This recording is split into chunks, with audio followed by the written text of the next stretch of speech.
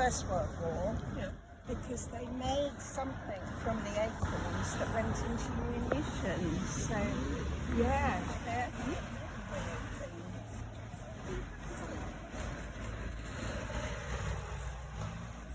Right, this is probably the last house stop here. So, over here would have been a property called Willow Cottage, which is at the junction of Oak Hill and Hayland Road. It was once known as Scott's, and again it was copyhold property of the Manor of Salisbury Hall. But again, this is another early site. The building known as Scott's dates back to 1521, named after John Scott, but then occupied by John Hale. There are a number of fields, including a field called Sky Fields. So these were then sold off over time. And it included the property called Montserrat. And I think somebody lives in Montserrat Road, but that's the name of the actual property that was occupied by a Mr. Hooper, who was an umbrella manufacturer in the 1880s. And there was another property called Fernley that was occupied by Mrs. Blatherwick, but these were demolished. That one, Fernley, was demolished after World War II, and then all these houses were constructed in the 1930s.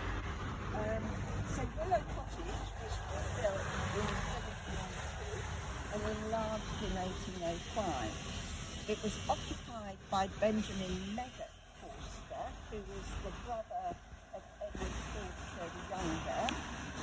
And Benjamin and his brother contributed information about the plants that they'd all been looking into to a 2-volume botanist's guide to England and Wales, published in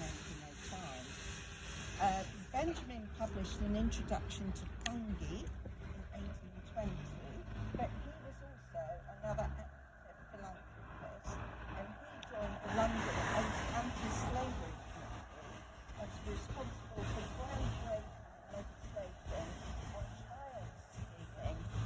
So, you know, these were people who had a social conscience, the Forsters, who were involved in trying to make life better for everybody at that time. The Forster family were Church of England, but they had many Quaker friends and acquaintances.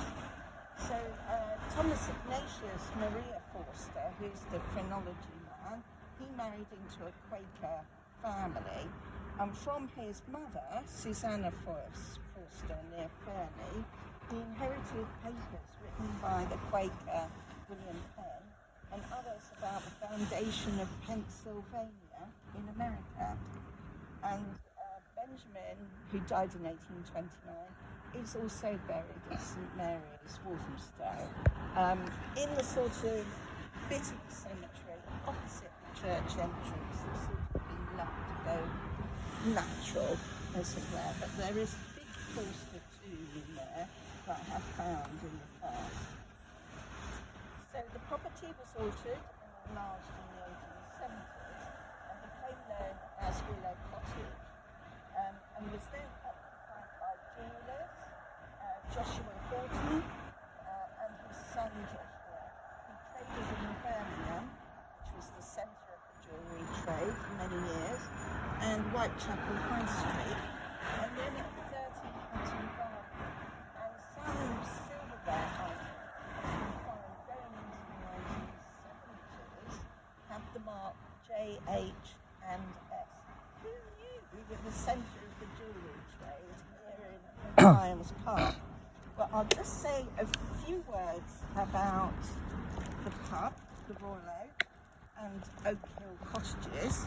And I've just got a picture here that we can circulate of the cottages.